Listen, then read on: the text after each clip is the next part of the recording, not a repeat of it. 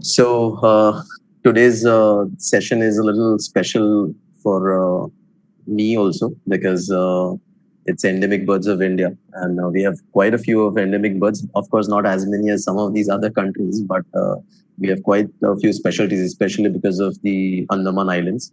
So what you see on over here is the Andaman serpent eagle, and so most of us really, if you are a regular birder, most of us do have an idea of what endemic really means, and we often refer to a certain bird species as this is an endemic over there or over here, and it's always on the wish of most birders, even if they are in India or if they visit any other regions across the world. So, what exactly is endemism? So the property of being endemic is called endemism. What endemic means is any species, may it be bird or any other organism, it could be a plant, it could be an insect, it could be a mammal. If it is confined to a particular geographic area, then it is called as endemic. So this may not be a specific area in terms of just political boundaries. It could be only a geographic location, like an island. It could be a continent. It could be a nation. It could be even a kind of mountain or a habitat, or maybe a river. So it could be even a defined zone of a habitat or a geographic zone, which is much even probably bigger than a continent for that matter.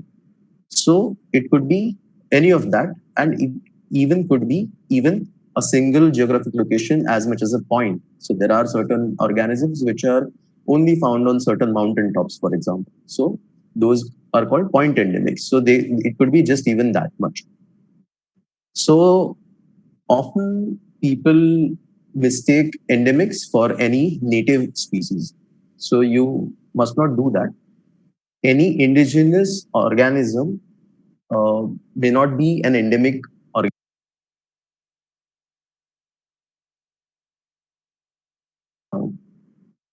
but it may be also present in any of the other regions around the world.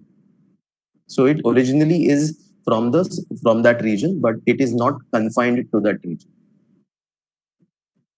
So this is the so what in terms of birds, what exactly endemism would mean. So if you just saw this bird pop up around Sri Lanka, so if it is only present on the island of Sri Lanka, it would be called a Sri Lankan endemic. So this bird, if it is present only in Sri Lanka, it's an endemic bird to Sri Lanka. So it could be there could be another bird which is endemic to say India, or even if there are the birds present in be an Indian subcontinent endemic. So there are seven nations in the subcontinent. So it could be a subcontinent. If it's, for example, in China, then in also in Japan, or though in Russia, then it would be endemic to Asia, but it may not be found in Europe, for that example. So it could be endemic to Asia. There could be certain birds which are only found in the Southeast Asia and not South Asia. So they could be East Asian endemics. So similarly, there could be Asian. There are certain birds which are endemic to the whole of the continent. So, for example, the wild turkey is only found in the North America. There is ostrich, which is found in Africa. The penguins, which are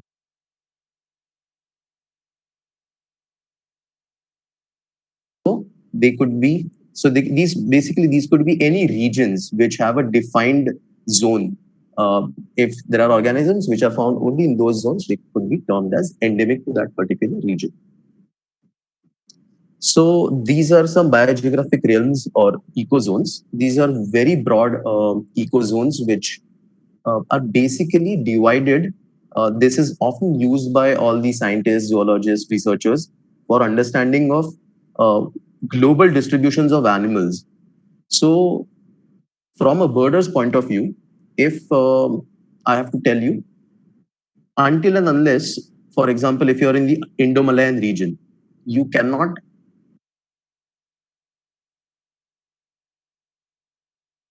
till and unless you cross these barriers. These are different zones. So if you cross to another zone, you will be able to see different families of birds or different genera of birds than what is found in your own region. So these are some zones which are basically divided based on the terrestrial distribution of certain organisms. So this is the Nearctic, which is the New World, as we call it, the North American zone. This is the Neotropic, which is all the South America, which is highly diverse. It's also one of the it has countries which have really high endemism, and because you can see they're completely separated. We'll come to that later.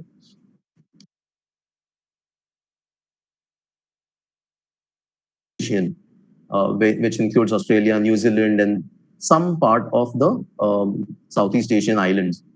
What we fall in is the Indo-Malayan, and what is the largest ecozone is the Pelarctic, which has most of the Eurasia, the Europe and Asia, and the Africa, parts of Africa included in it. So, as I told you, if you cross over any of these zones, you will be able to get to completely different species of birds, right? So,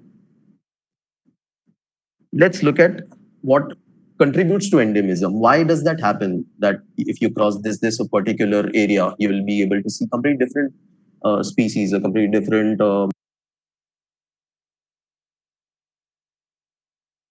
That happens because throughout the say geographic history or geological history of Earth, these continents have been moving everywhere, right?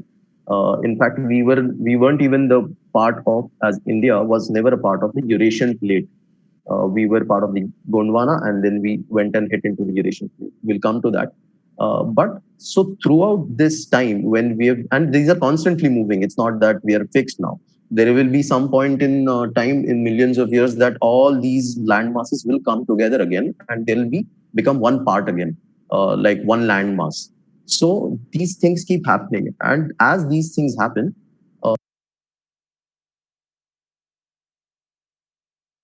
so endemism has a lot to do with overall evolutionary history of organisms and how they have evolved, and the biological or the climatic factors and physical factors around it. So what these are mainly some these are certain main factors that affect endemism or affect speciation. Speciation is how species evolve and species form into different kinds of species. So it's mainly physical, climatic, and biological factors which contribute to endemism. So endemics are largely to be found in places which are geographically isolated or biologically isolated, such as islands, which is like a big island off the coast of Africa, east on the eastern side. They can be also more number of endemics where there are very defined and isolated habitats, or physical properties such as mountains or rivers like that. So, for example, the highlands of the Western Ghats or Ethiopia, or large water bodies like the Baikal Lake. So, these are the places which are basically isolated from each other or similar environments in different geographic locations, which will eventually, over the say amount of millions or thousands of years, will cause speciation and different species. So now, why does that happen? It's not endemism or even speciation is a very long process. It happens over millions of years, and it is not something that we can readily see. But there are certain evidences that we can definitely find out that these two species are uh, closely related, but they are still different than each other, and these two populations are not uh, interbreeding. They are not breeding together with each other.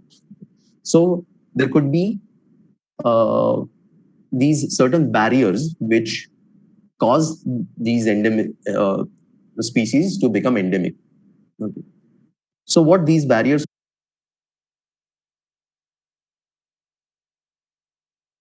So if there are two closely related species, organisms, which are separated by a huge distance, which cannot be crossed over by any of the two groups of populations of species, it is likely that over millions of years they will evolve into two different species because their evolution will go separate ways, and there will be also no any kind of breeding between those two populations.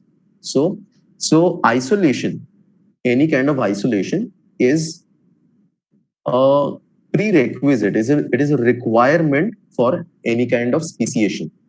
Okay. So until and unless there is populations, they will not evolve as two different species. It is unlikely because they share the same kind of habitat. They will be breeding together. So whatever evolution, whatever selection happens will happen together. But if they are separated over a large amount of time, it is likely that they will evolve to become two different species. Okay. So distance is one of those barriers. That distance could be because of any kind of features. It could be any kind of geographical features. Then the mountain ranges, something like the Western Ghats or the Himalayas, they will become a physical barrier for two different populations to intermingle, to mingle between each other, right? River on the one side of the river and the other side, which will evolve to be two different species over a great amount of time. And this is quite evident, especially in India, in many regions, in especially in the Western Ghats and in the northeastern Himalayas, where the rivers or their gaps are so wide that actually one species and the one species populations on both sides have been separated for so long that they have evolved differently now. So it could be elevation also. There could be species might have biological limitations that they cannot overcome or they cannot go to reach to certain places or certain elevations and things like that. Could be volcanic eruptions, separate or isolate two different habitats or two same habitat or two different uh, make one geographical location separate out into two. Then plate tectonic movements and different kind of substrates. Substrates are just different kinds of microhabitats or something that species used to grow on. Uh, so this is more related to plants or other certain other organisms. Then there could be climatic changes which can isolate different species groups. There could be temperature, precipitation, uh, edaphic qualities such as edaphic is what is soil. So how does soil play a part? So different soil will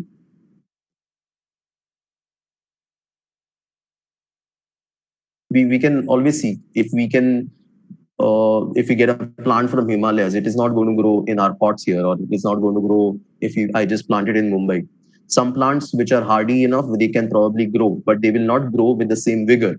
So these kind of properties, edaphic properties, affect a lot of how the habitat uh, maintains itself. So they can also become a barrier or a factor that isolates certain geographic areas or habitats. The glacial cycles, it now glacial cycles happen over again thousands of years, millions of years. And those cycles, why are they important? Is that they can which will eventually separate out different regions from. So once there could be islands which is one whole landmass, but now because they've increased in sea level they are completely separated from each other, and the high points in those islands can become two separate islands because of just the glacial cycle. Then stability and microclimatic changes. These are how stable an environment is or how the microclimate changes in an environment. And if that changes, there could be two populations of species which get isolated from each other. It could be biological factors, biological barriers such as life form or life cycles or genome or dispersal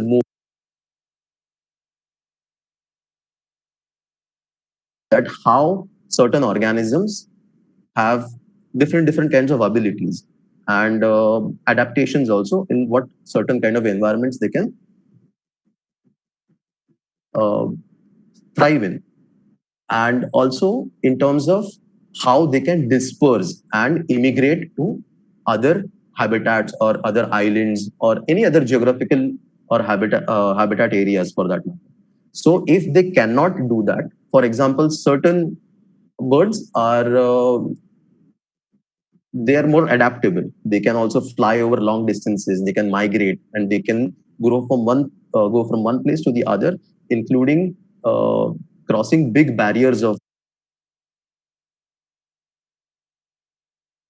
But certain birds cannot. So certain birds which are weak flyers, which cannot cross big barriers like the rivers or mountain ranges, they will get isolated over time into a particular location, and they will be stuck there for their entire evolutionary cycle, and that will uh, make them become an endemic to that particular region. Then species relationships. Species relationships could mean that when certain species are dependent on the other species or they're specialists, so their distribution will also be confined to that particular species. For example, there could be hummingbirds which are.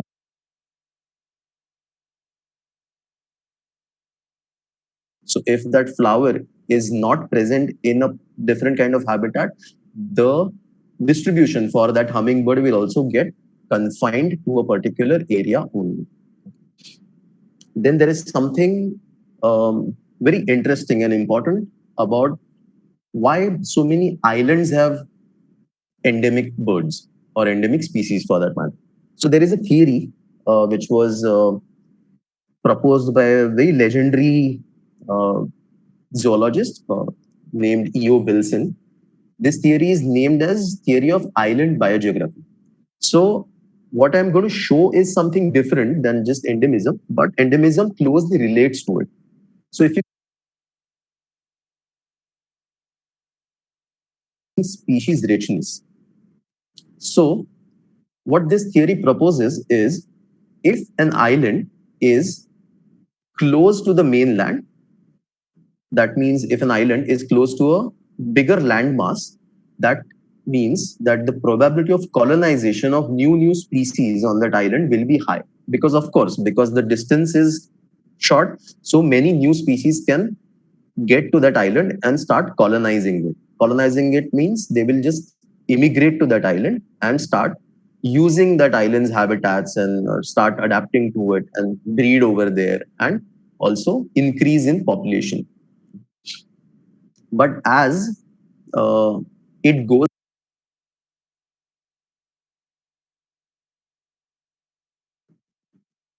uh, at the same time, if the species richness increases, the rate of extinction also will start going down on the island, and new species will keep on colonizing it. So there is an equilibrium point where the species number, species richness on any island gets stagnant, and because that means that only that many species can survive on a particular island. Of course, there are many other factors about the size of the islands, the kind of habitats that are present, but usually most islands have one particular kind of homogeneous habitat. Few islands can have that kind of thing.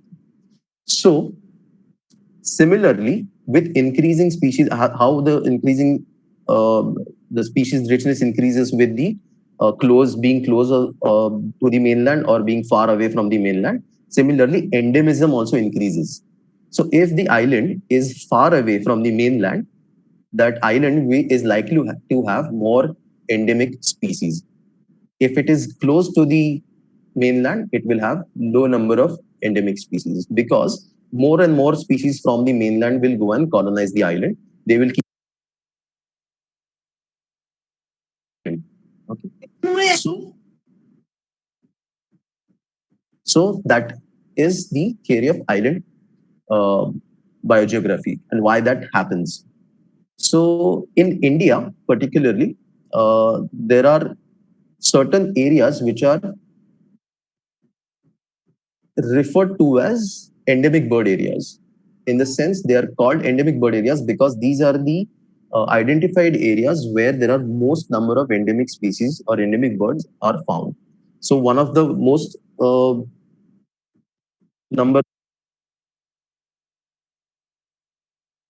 over here, they're actually, you can see that they're actually quite far away from the uh, in Indian mainland, but they're much closer to the actually the Southeast Asia. So many birds, in fact, reach from Southeast Asia. Many species reach Andaman Islands rather than from the Indian mainland. So you keep getting all these vagrant records in Andamans from which are actually found in the Southeast Asia rather than what we find in India. So there are certain 12 areas which are, I think, but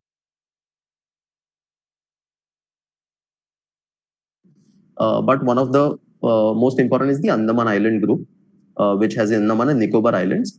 Over here, you can see that there is a thin line and there are Coco Islands.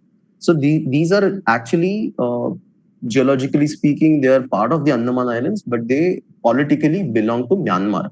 So certain species are found also in these Coco Islands, but they are not included in the Indian um, endemic bird list, but because also they are found in Myanmar.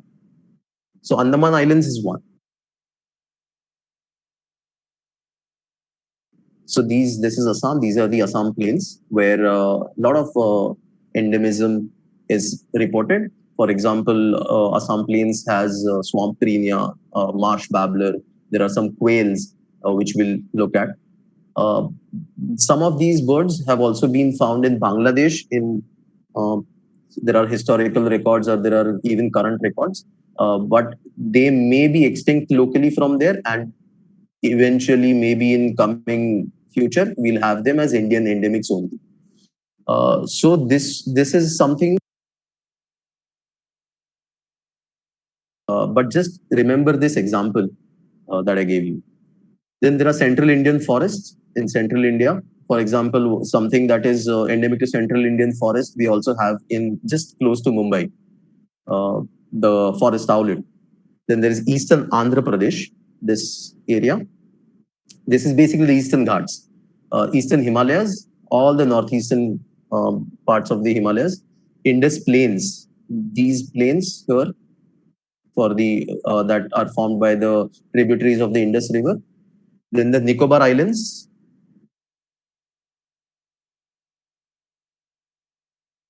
northern Myanmar lowlands, which is again this area of Manipur and certain areas close to Arunachal. The southern Deccan Plateau, this in peninsular India, the southern Deccan Plateau, the southern Tibet, this southern Tibet area, the Western Ghats, of course, the most important, and Western Himalayas. So the entire part which separates the Western and the Eastern Himalayas. This entry based on the number of species or the habitats present otherwise.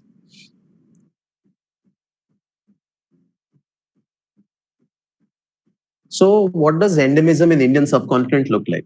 So Indian subcontinent has it includes India, Pakistan, Nepal, Bhutan, Bangladesh, Sri Lanka, and Maldives in them. Out of which India has the highest number of endemics. Also because it is quite separated and it has different kinds of habitats and all that. But India has the highest number of endemics, which is 72. The entire subcontinent has about, so roughly about 35% of those are in India. Then Western Ghats has about 25 endemic birds. Andaman and Nicobar has 27. And Sri Lanka alone has some 29 species which are totally endemic to it. Again, because of the island, because of it's basically essentially an island. So now out of these, there are, if you are aware of the red list status of different species, Out of these, 38 are least concerned, near threatened are 10,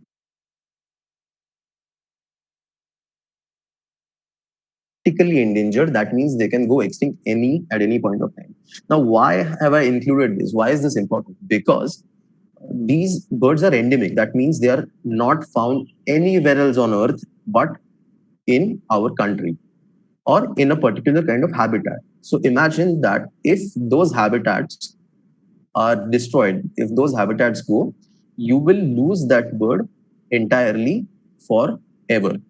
So even these species which are least concerned or are not near threatened, they are basically a guesstimate.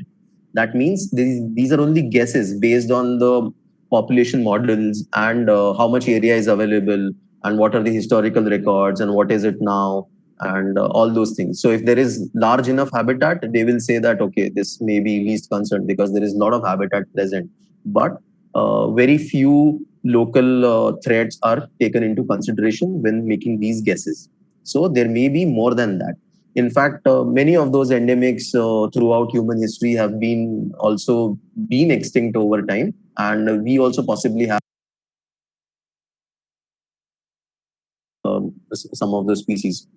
Out of these, 8 species are in Schedule 1. That means high priority in the Wildlife Protection Act. Uh, Rest 64 species are actually in Schedule 4. That means the lowest protection according to the Wildlife Protection Act, but at least now they're included. Earlier, many of these birds species were not even included. Now they are all been included under the Protection Act. And the problem with birds is, as far as the Protection Act is concerned, that there is no midway. They are either in Schedule 1 or all in Schedule 4, most of them. So, so this is the overall view of what endemism is, bird endemism species, which are called as near endemics. So often, if you flip through the field guide, you'll find certain species which are termed as near endemics. So what these near endemics? Sorry about that. So what are these near endemics? So a near endemic species is something that may be present in a particular location or a region, political region, but it may also be just present, another population, a meta population may be present in another country which is close by. For example, a meta population means two separated populations of the same organism or the same species. So, for example, something like Western Tragopan, which even in Pakistan. So Western Tragopan becomes a near endemic and not a bird which is actually endemic to India, but it is included in the as a subcontinent endemic. So imagine even if uh, that Western Tragopan's habitat are destroyed in one place, it will affect the overall population of bird, and then it will, for example, God forbidden, if it gets completely wiped out in Pakistan, then it will only stay endemic to India. So now these kind of endemism is called. There are different types of the majorly two big groups of endemism. One is neo-endemism, and the other one is paleo-endemism. So paleo-endemism means paleontology. It comes from the science of fossils or ancient organisms. So it basically belongs to an epoch. Um, so if something is a paleoendemic, that means earlier, historically, it had a wider distribution, maybe all over the globe or all over a certain area. But slowly, it got extinct locally from different areas and now is confined to a particular area only. The best example that I can think of would be the Asiatic lion. Asiatic lions were earlier found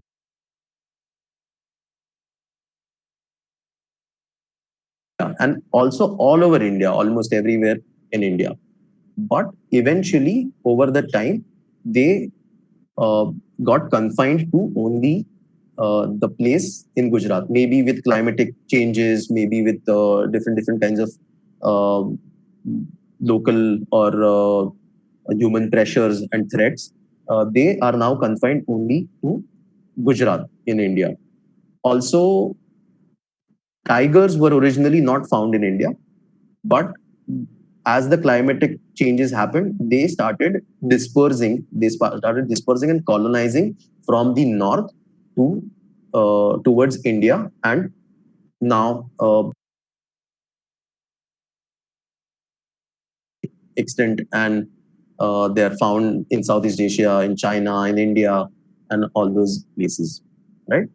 So, so the Asiatic lion would be a paleo-endemic. That means it was found over a larger, it had a larger distribution, but is now only confined to a certain area, and it has become an endemic.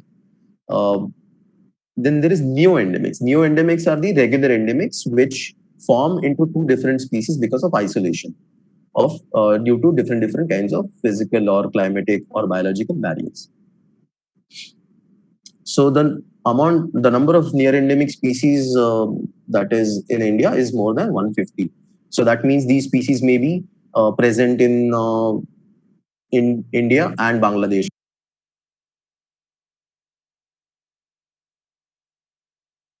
things like that.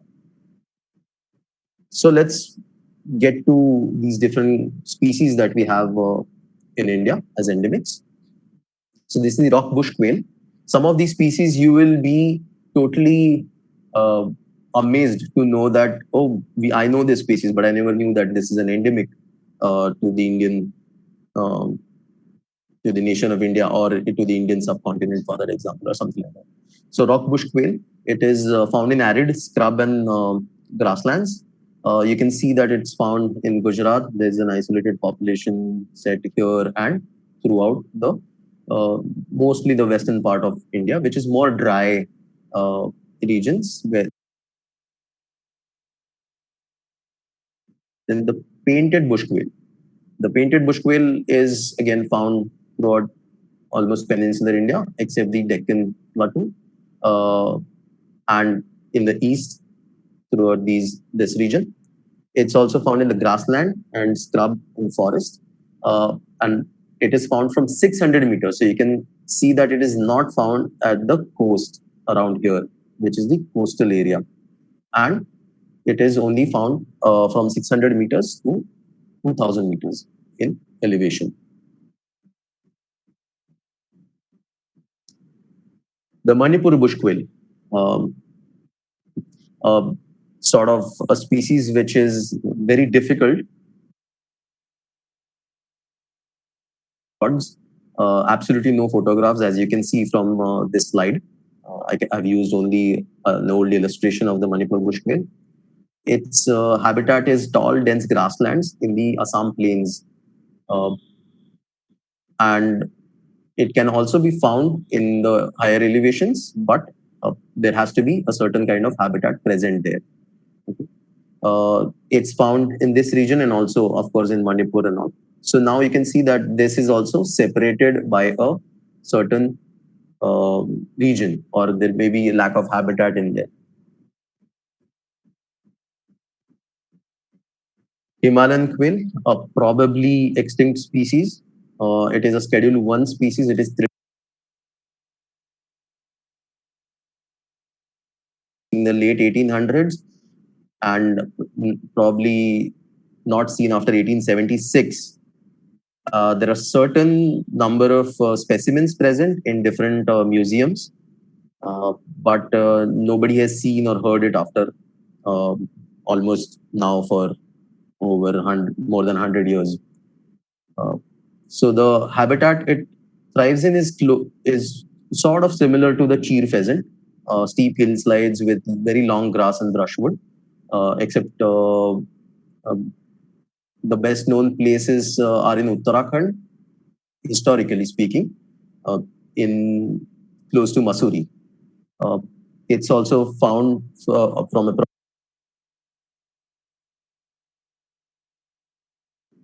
it's one word that if you find out, you'll surely receive an award.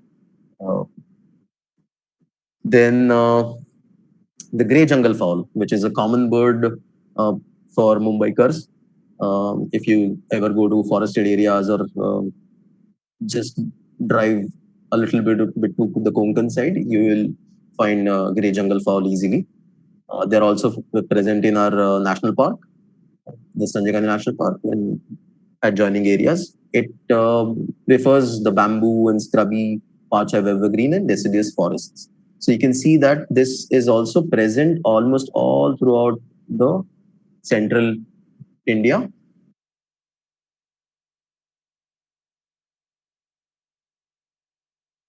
Overlap between with the red jungle fowl, but largely the red jungle fowl and the grey jungle fowl distributions are separate. The red spur fowl, again a bird which can be seen in Mumbai quite easily, especially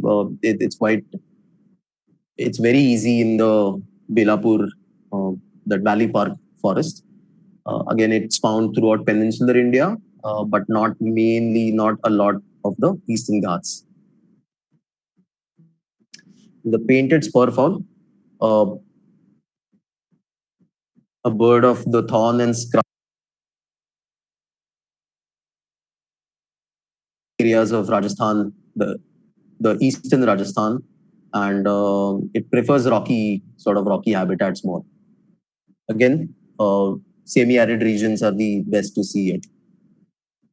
Nilgiri wood pigeon, again confined to Western Ghats, and if we go to Mathiran or Mahabaleshwar, these are quite easy.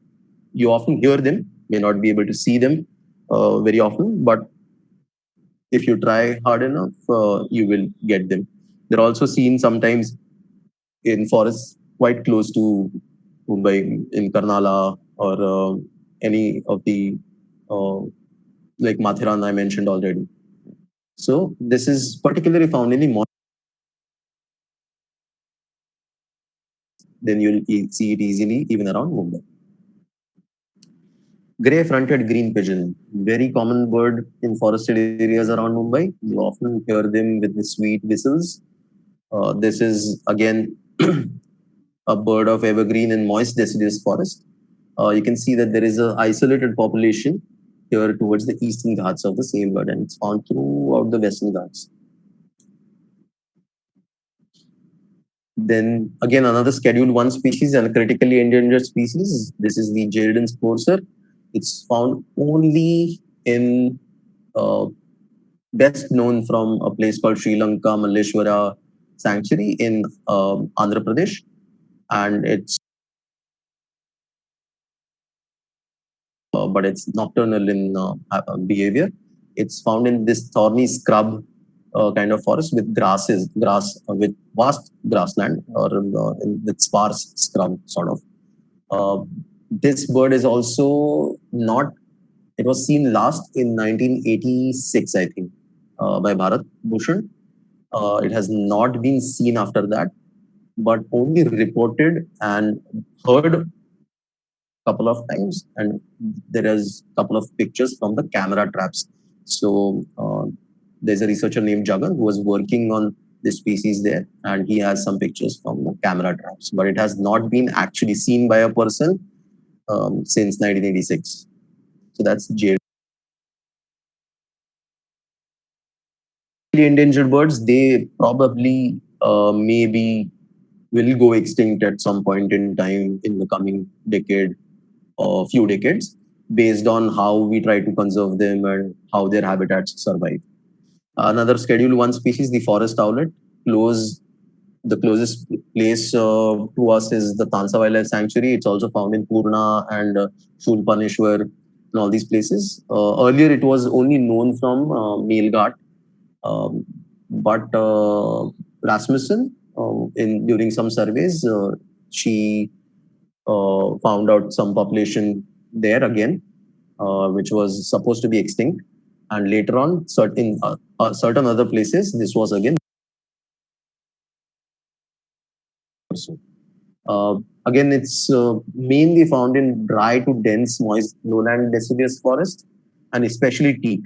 So if the teak forest in particular areas which are adjoining all these distribution areas, it is likely that the species will survive, and not just survive, it will also grow in population in the coming times because of the teak plantations that may be maturing over time.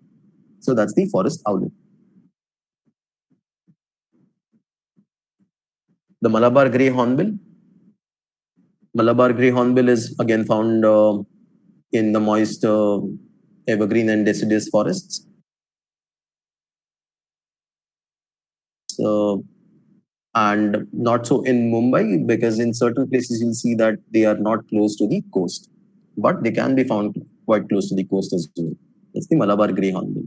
It differs from the Indian grey with the lack of the cask that they don't have. White-cheeked barbet, again, moist evergreen deciduous kind of forest, even found in secondary forest. This species becomes very common as you start going towards the Konkan region and further south. That's the white-cheeked barbet, also called the small green barbet. The Malabar barbet, or also known as the crimson-fronted barbet, I think crimson-fronted. Again,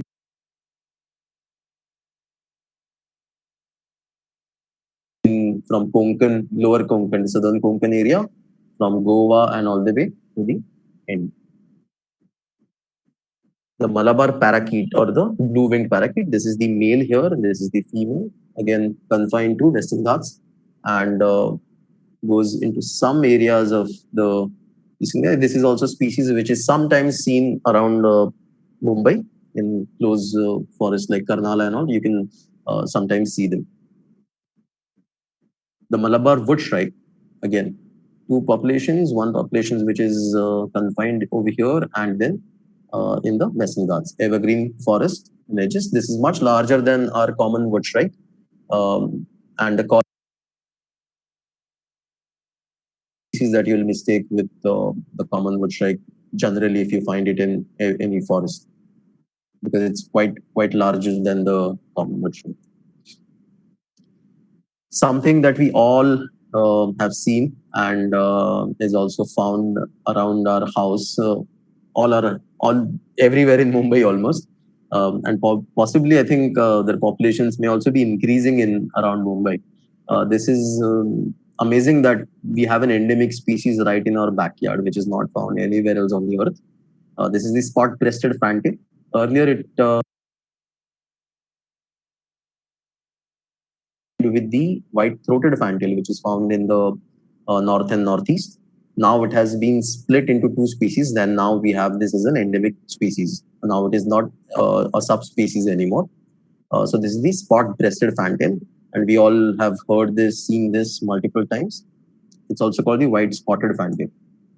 White-bellied tree pie, again confined to Western Ghats. Very beautiful bird to see. It's usually found at higher elevations, perhaps from 600 meters or so, and also in moist evergreen forest.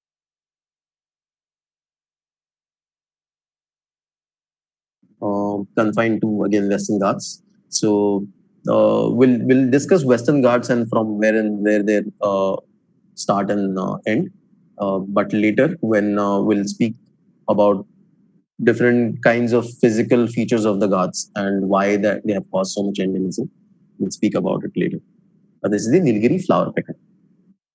Nilgiri flower pecker you can see in closest, or probably sometimes close to Mumbai in some places, but it may be in Mathiran or maybe Mahabaleshwar. But the best place where from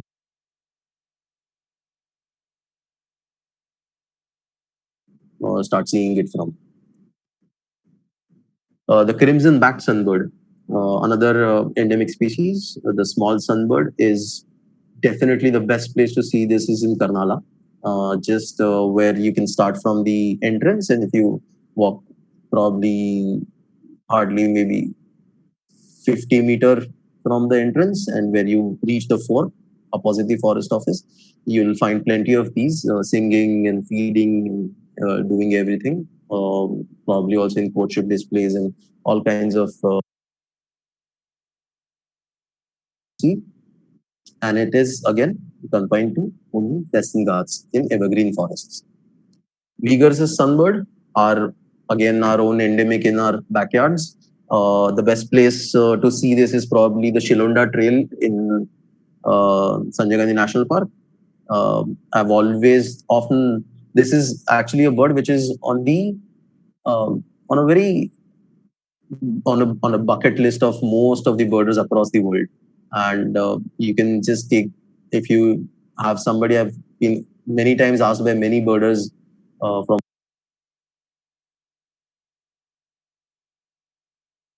and in the first few meters you will definitely hear and see this bird.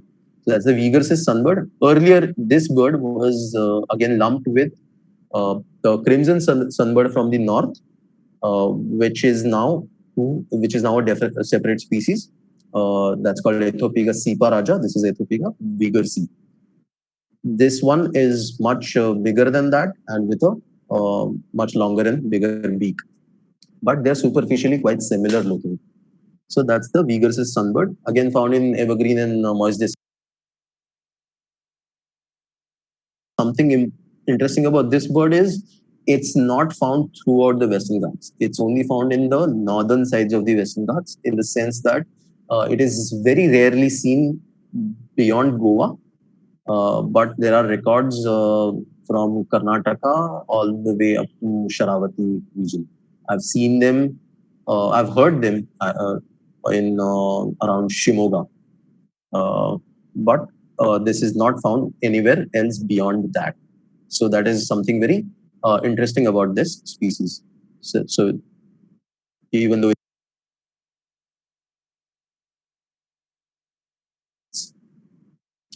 then the green avid, the green munia also called, it's found in tall grass and low bushes. It's confined to more sort of semi-arid or dry open areas in the uh, central India and mainly towards the west. So for most birders, now the best place to see these is in Rajasthan, in Mount Abu. Otherwise, they are also found in certain areas throughout central Maharashtra. In the Nilgiri Hills, and beyond that, they are also found in some parts of Karnataka. Uh, they are an upland grassland species. That means they are only found at certain elevation. So they are mainly found in the Shola grasslands, actually. And they favor short grass. They're again quite sought after species.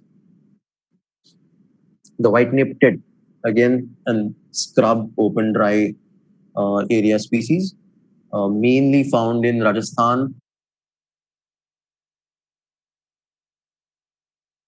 There is always high risk of it going extinct. There is isolated populations in other areas in the Andhra Pradesh and in Karnataka in some place, or Tamil Nadu, something like that. So this is the white-naped tit. It's also called the white-winged tit. The Malabar lark, found throughout the Malabar region, a very good singer. If you go to any high altitude plateaus or open habitats, so just towards the Ghats, you'll start seeing the Malabar lark over there. Sykes' lark, again, another species endemic, but in a very different, has a very different distribution toward the more drier areas rather than the Malabar lark. So you can also see how many of these species, they don't have overlapping distributions, if you can see that. Because they prefer very peculiar habitats and they are habitat specialists. So they are confined to a particular habitat and a particular region only, which has that kind of habitat. The West Himalayan bush warbler, or cryptic kind of species in terms of we don't know where it spends its winter, but there have been records of it from the Tarais of Uttarakhand, and we definitely know that it spends some part of the winter in the foothills higher Himalayas. Uh, they are typically Locustilla like singers. You'll find they're quite similar sounding to the spotted bush warbler. In fact, this is a split which was done later on. They were always thought to be uh, part of that group earlier. And you can see that this is the wintering range. This is the proposed wintering range. There are very few records, or there is not much data which is known about where they really winter.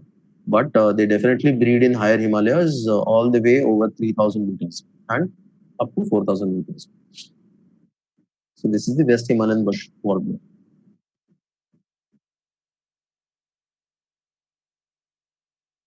In the Western Ghats endemic, but have found more towards the hillsides rather than anywhere in the plains or other parts of the Ghats. But it needs very particular habitat, which is grassy, grassland hills with some bracken on them and ridge tops. So the best place I think to see this is in the Srinagar region near Pune, which has been quite a popular place in recent times for twitching this species, the broadhead grassboard.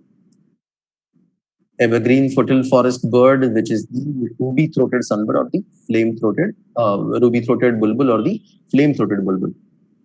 If you start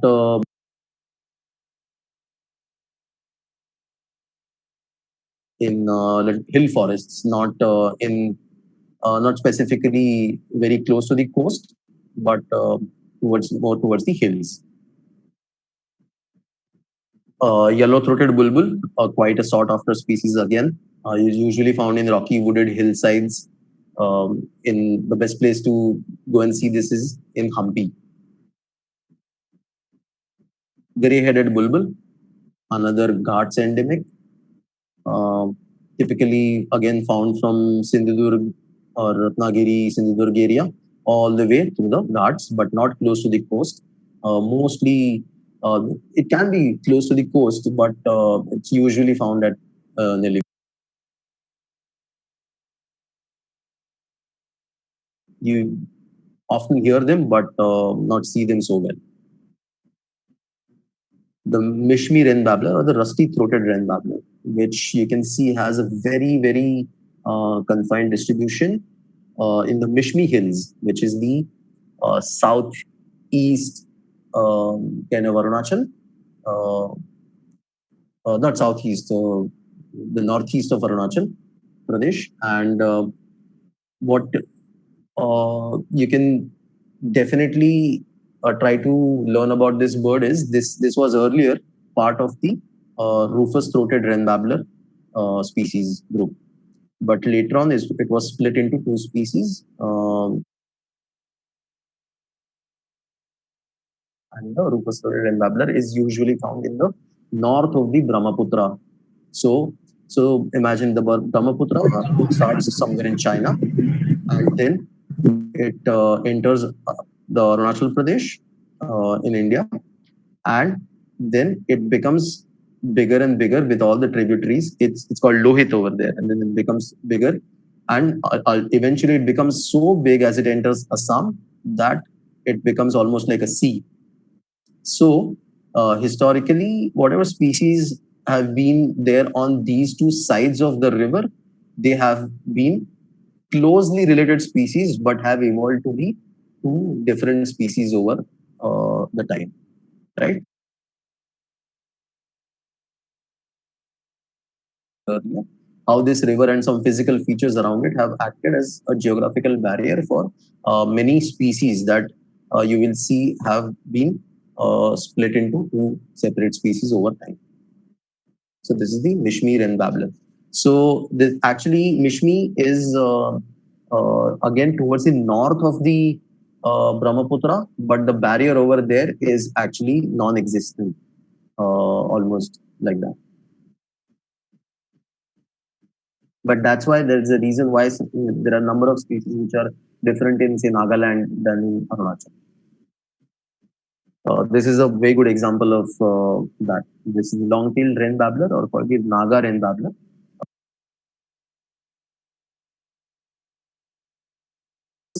mostly found in Nagaland. I recently recorded it in Manipur also. Uh, and but the best places to see probably this is in Nagaland itself. And this was earlier a species which was supposed to be combined with the grey-bellied wren babbler, which is Reptatus, and also the Chin Hills wren babbler, which is the uh,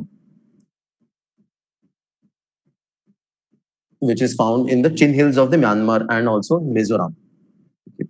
So this is the long-tailed wren babbler, Naga wren babbler. When this was found to be with molecular evidence and song and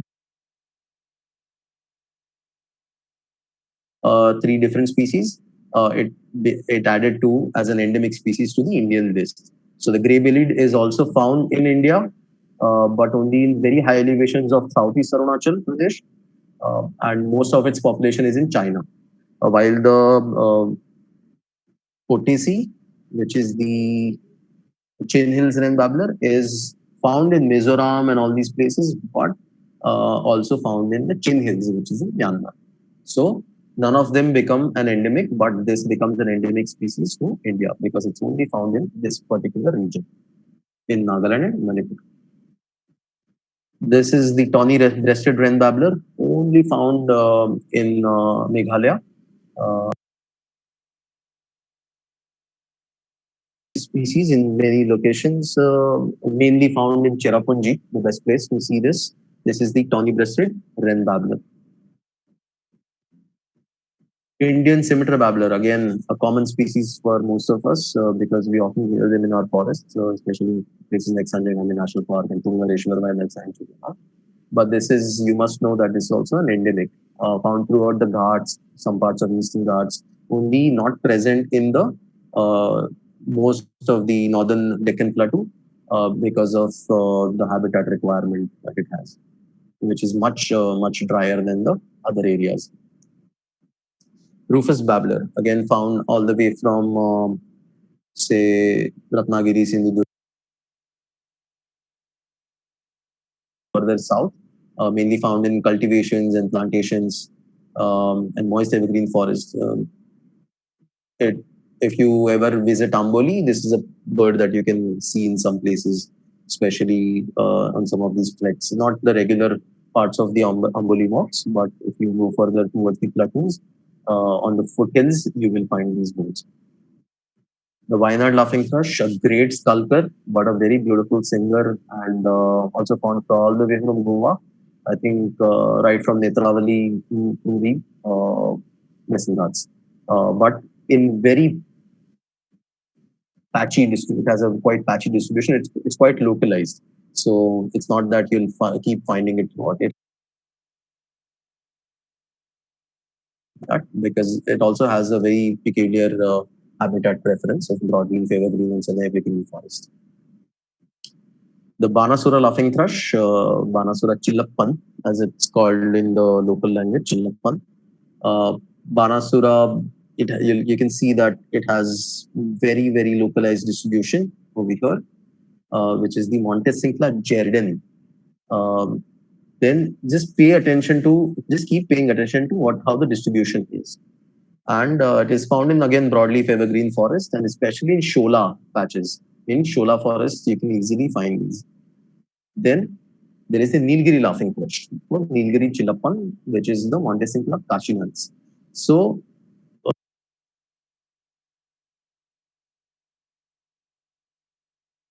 but you can see that they have a distribution which is just besides each other. In fact, earlier they were the same species also, called the black-chained laughing thrush, with two different subspecies. But eventually, with more evidence, they have been now split into two separate species: the Banasura laughing thrush and the Nilgiri laughing thrush. Right? Then there is the Palni laughing thrush, which is found in the Palni Hills. Earlier, they used to call it the grey-breasted laughing thrush and the Kerala laughing thrush. There are again these two species, which is the Palni laughing thrush and the Ashambu laughing thrush, which is found only in the Ashambu Hills.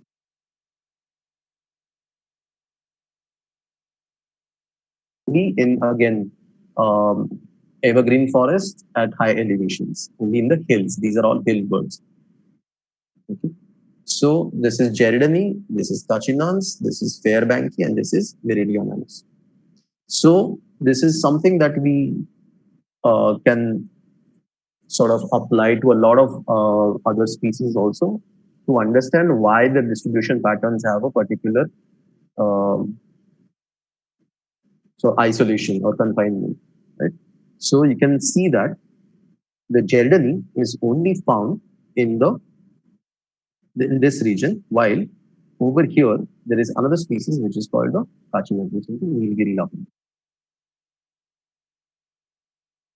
Big gap, which is almost about 30 kilometers wide. So imagine the Western Ghats start all the way from Tapi and they go all the way to the southern tip of India to Kanyakumari.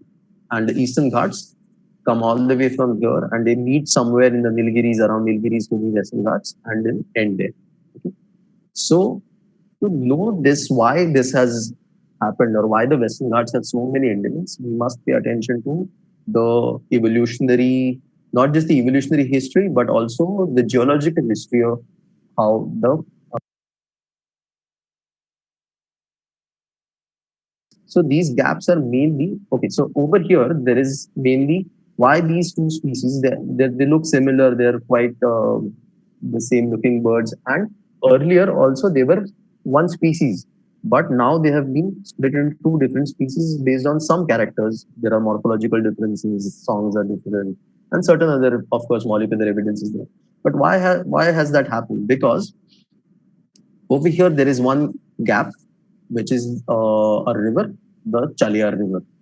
Okay. Then in Palghat, there is a huge gap. There is a 30, almost a 30-kilometer gap, which has actually confined a lot of Western Ghats endemics from crossing over to this region. Then there is let's just stick to right now for these populations. So basically, because of this river, these two populations have been separated, isolated for a long amount of time, and eventually has have evolved different characters over thousands of years, and that has now they have speciated into forming two different species. Okay, because their populations are totally isolated. Then this Palghat gap has probably formed some millions of years ago, and there was probably a river which uh,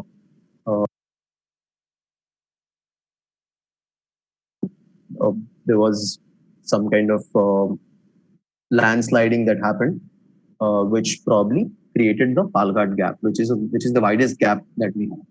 And then there is Anchakovil gap, which is the actually Shenkota gap. There's Anchakovil river that has separated these two populations, which have now become two species: the Ashambu laughing thrush and uh, Dadar chillapan, the Palni laughing thrush, which is close to the Palni hills. So we must take into account. So Western Ghats are very, very old. They are about 150 million year old, 50 to 55 million year old. Okay. So Himalayas are probably the newest mountains that we have. Aravalis are very old, and the Sahyadris, the Western Ghats, are extremely old. And they were in fact present even before the Indian plate went and hit into the Eurasian plate. So Western Ghats are basically they formed due to the faulting. When I say faulting, what it means is the Indian plate separated from the Gondwana or the African landmass,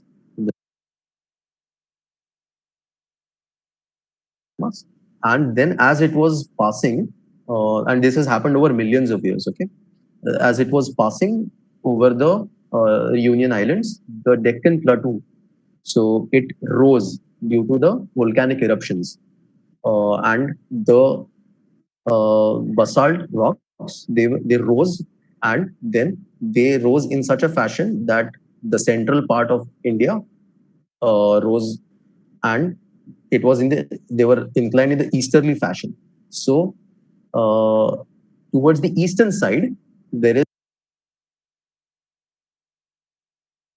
extremely high, but their overall average elevation is much higher than the Western Ghats.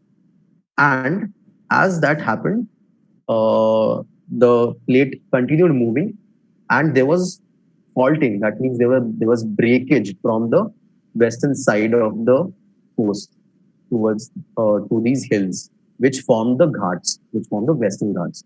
Due to this breakage, they completely, which is called as faulting. So this faulting has actually caused the slopes of the Western Ghats on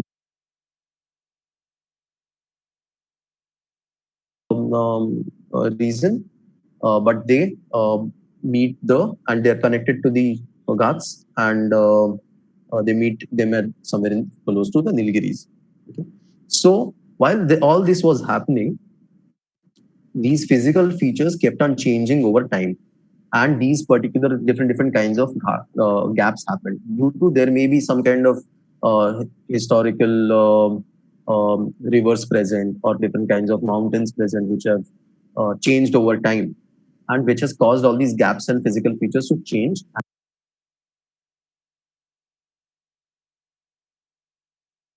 in number of species, in number of plants, mammals, and birds and other organisms to be isolated to a particular region. And of course, because these were high hills, uh, similar habitats have not been formed anywhere else. There are no connecting habitats anywhere else around, which has caused the species to evolve only in a particular area and get confined, get isolated over there. So these kind of different gaps have become geographical barriers for these species to cross over. And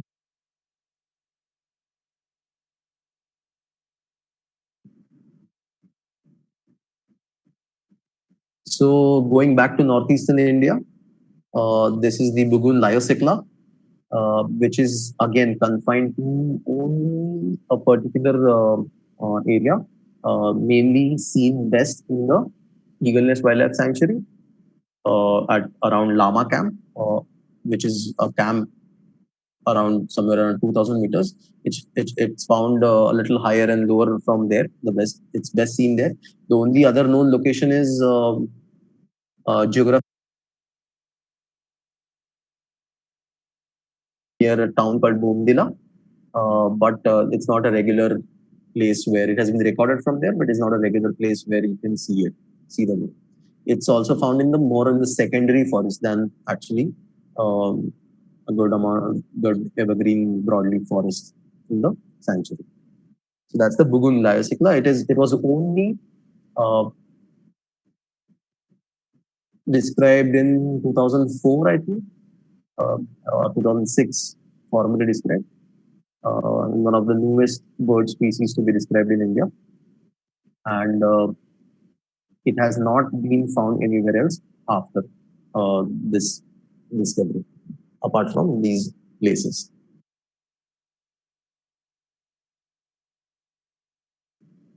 And it's named after the Bugun tribe, which inhabits this particular area and in the sanctuary. Indian spotted creeper, again a habitat specialist, which is found in these particular trees, which have these very wide cracks and fissures in dry arid areas. Best seen in Rajasthan in certain places, but it's basically there throughout uh, central India. But again, it's a habitat specialist. So unless you have the right habitat, you'll not see it there. It mainly needs these acacia species. In Rajasthan, it is found mainly in the khejri trees, and it's good to see there.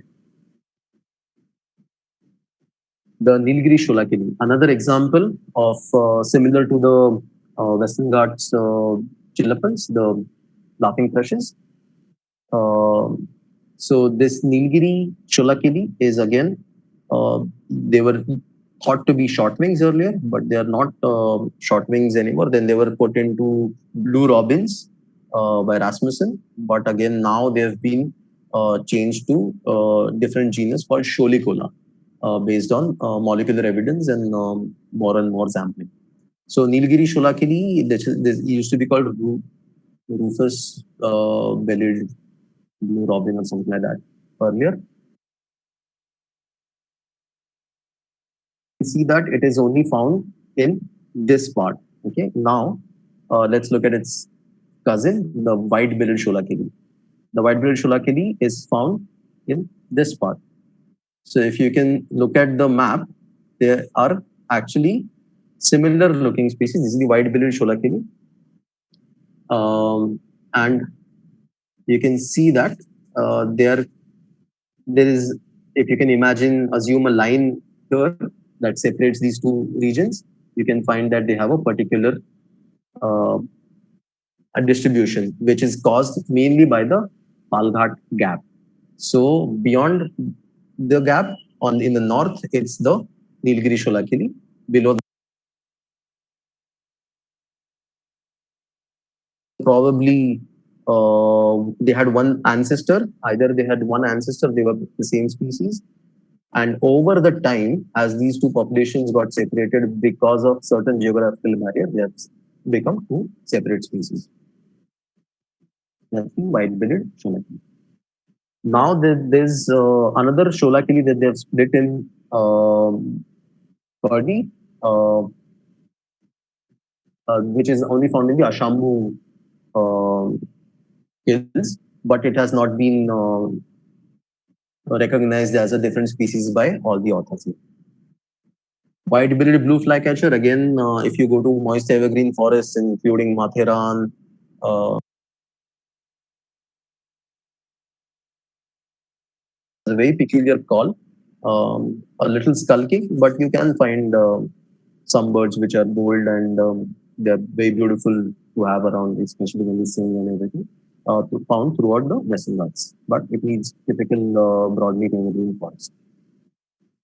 Nilgiri flycatcher, again, found through the Nilgiri hills. Best places to see them is Ooty and Munnar and all these places, especially found in higher elevations around sholas. But in plantations, it's not typically a shola bird, but you can find them around the forest edge and everything. You can find them in the forest, not typically a shola bird like the shola kilis.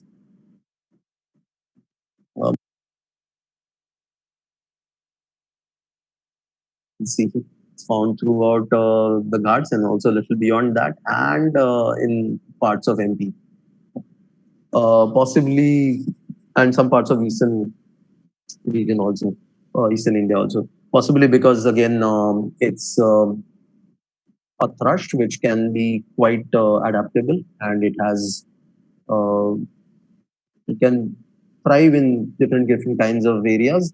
Plus, it is not found just throughout any region in MP. It is found only through the hills. So imagine none of these birds which could actually cross certain barrier or certain gaps between two kinds of hills, because from here all these Satpura hills and all that starts.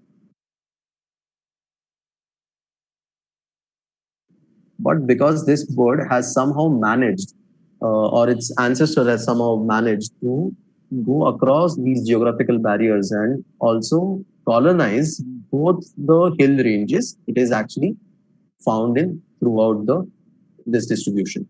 While most species which were found in the Western Ghats or are Western Ghats endemics have been confined only to this region, right? So it is found in rocky hill streams, easy bird to even get in Sanjay Gandhi National Park, close to Mumbai. A very good singer, also called the whistling school bird, especially by Dr. Salim Ali. The black and orange fly all the way through the Ghats. But again, you can see that in certain places it has the populations have certain gaps. But again, it's a flycatcher, so it's likely that it can actually cross geographical barriers. The birds like babblers or certain birds which are actually biologically restricted, they have biological limitations to not be able to cross certain barriers will be confined and isolated, will get isolated over time to particular regions. So now that we have finished the mainland birds, we can move on to the endemic birds of the islands. So most of the birds that we get in India, which are Indian endemics, are from the Andaman.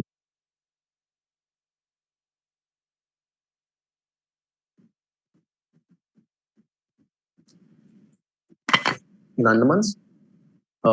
But I have not included all of them in the count of the Indian endemics, that is 72. Because some of them, as I told you, are found also in the Coco Islands, in the Table Islands of Myanmar, which is politically belongs to Myanmar.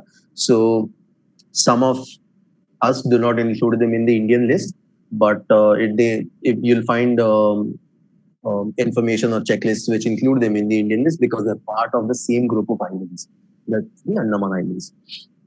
So Andaman and Nicobar Islands again is a group of other small islands like the North Andaman, the Middle Andaman, Lower, and then this Little Andaman. This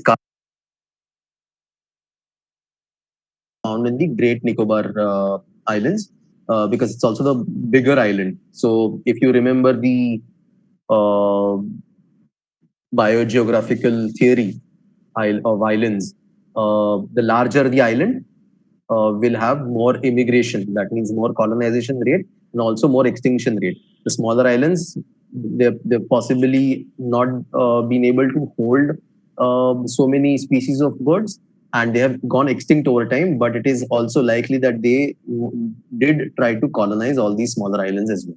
Okay. So this is the Andaman and Nicobar Islands. Another Schedule 1 species, Nicobar scrub for the Indian list, but such birds are actually there in the um, Southeast Asia and especially the Australasian continent, the Australian continent. And these realms I was talking about, they are not just distributed in those senses, in that what kind of terrestrial animals are found here. So it should be this realm.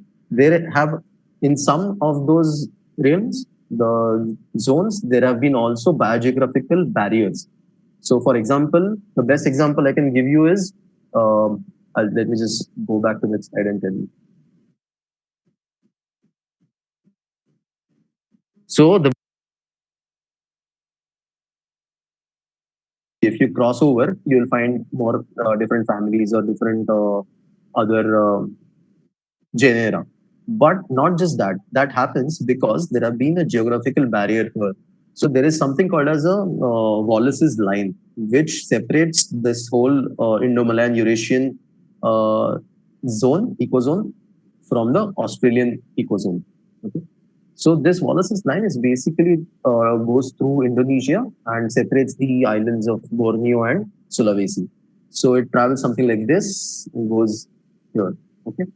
So this region, so this line is basically actually a deep, very deep trench in the these two ecozones to separate. So you can imagine how the glacial cycles or the including climatic changes act as geographical barriers. So because of this, this has been completely separated, and these regions, in fact, Indonesia is the highest has the highest number of endemic birds. It's over something like 500. Australia has something over 350, which is only for Indonesia. It is nobody comes that close. It's contested, probably competed by Philippines at 258 and Brazil at 252, something like that. And then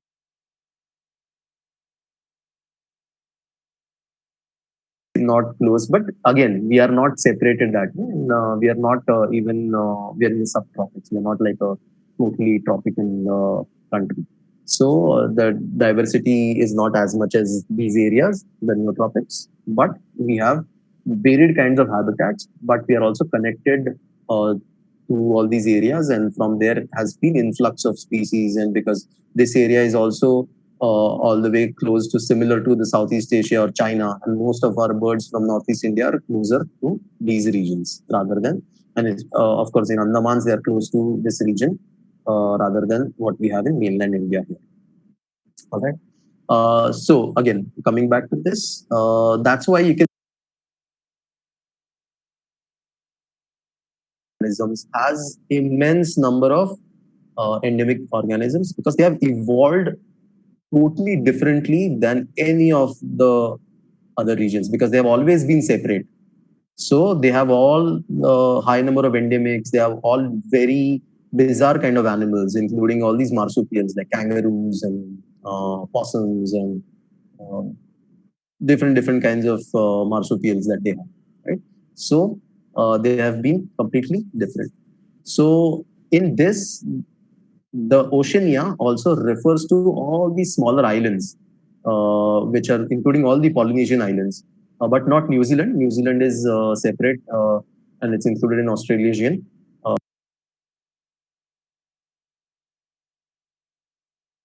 Number of endemics. And Antarctic is, of course, the Antarctic region.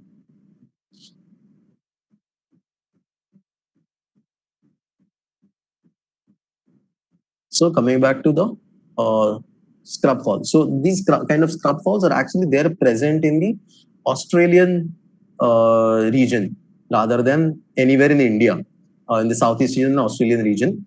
That's why we also have them in Andaman and Nicobar. So we don't have them in Andaman actually. These are only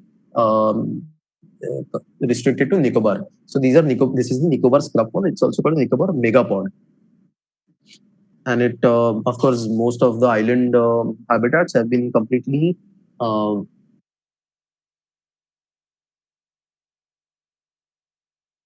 is found some transition of say estuaries and mangroves with the close with the forest, and some parts which are deciduous or scrub like, and also grass or wetlands around them.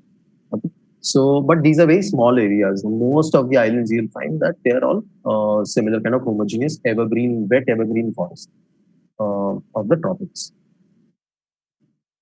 So this is an Nicobar scrub form. What's peculiar about this bird is it creates these heaps, the mounds for nesting. The Andaman teal, I have a little star here because this is not actually an Indian endemic. Uh, Found in the Coco Islands and Table Islands, which are part of the Andaman Island group, but they belong to Myanmar. But they're found in mangroves and freshwater and marine wetlands as well. Andaman, if you go to just around Port Blair anywhere, you'll find them in wetlands. You'll find them. Andaman wood pigeon, again a wood pigeon which is found only through the Andaman and all the way through the Nicobars as well, but mainly found in the forested habitats. It's a difficult bird to get in Andamans.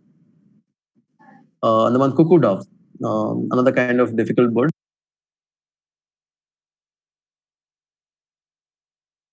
But these birds, some of these birds are difficult to come across. But anyway, many of these wood pigeons are difficult to come across in the sense they move a lot locally.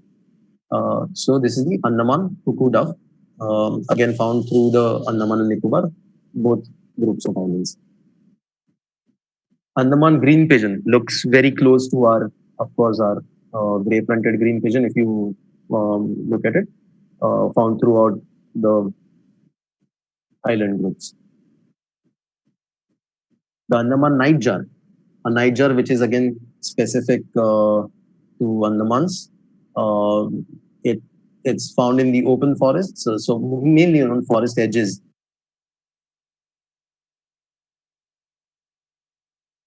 in deep forests. Andaman kukul, which is more brownish in color than our kukul. It's found in forest cultivations. It's not a very difficult bird to get to the island. Andaman crake. only found in Andaman, which is you'll always see them in forest marshes. So there are these pools and puddles and marsh swampy areas that get that are formed in the forest in the forest in deep forests in forest floor. You'll find it foraging largely over there. But even sometimes on if you're just there and if you don't move much, you can see them very up close. But of course, on any sudden movement, they will shy away and they'll run away, and you'll have to wait for them to come back. But not as difficult as some of these other traits that we have in the mainland. Possibly also because many birds in these regions they're little bold, probably because of human behavior uh, and how they perceive that. The Nicobar serpent eagle. So you can see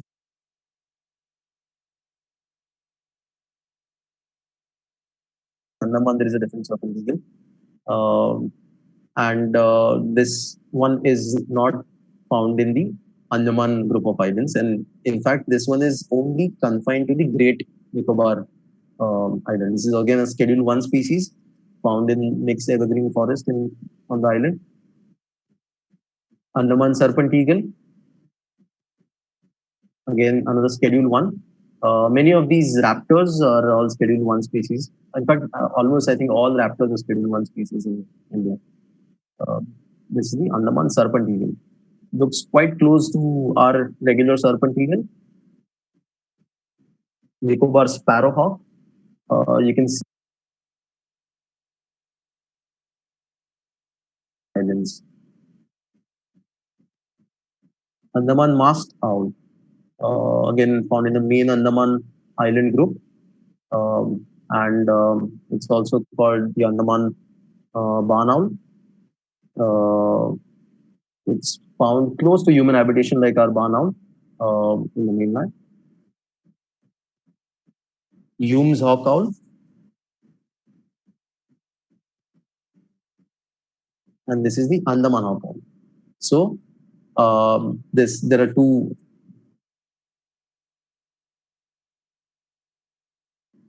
like what we have the brown hawk owl. There's Hume's hawk owl, which is again found in forest edges, and this is found in the lowland primary and secondary forest. This is the Andaman hawk owl. There is the Andaman scops owl.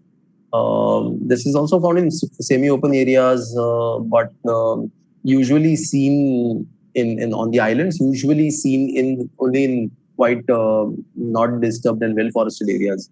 But this is the Andaman scops owl, Nicobar scops owl. So you can see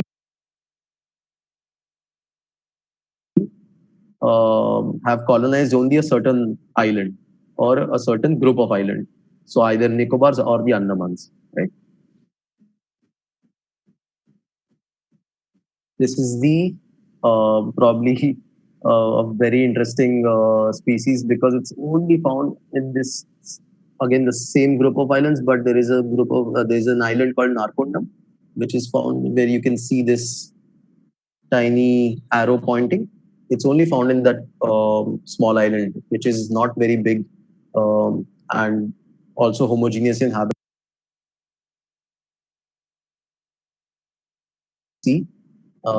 But getting there is almost impossible. Um, and this is again a Schedule 1 species. It's a hornbill which is confined to only this Narcondam island and named after that, Narcondam hornbill.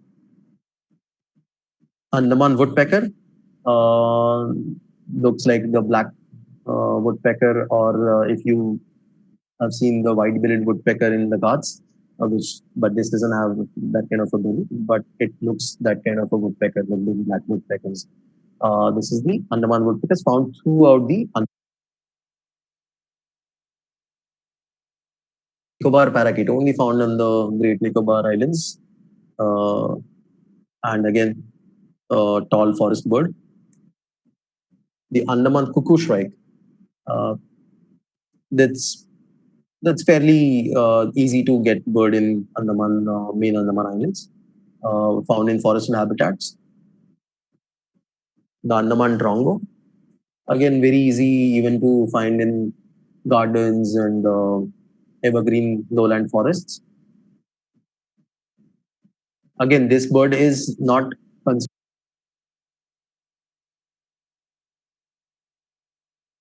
Myanmar Islands as well. Andaman tree pine, that's again easy to get bird if you are around cultivations or forest edges.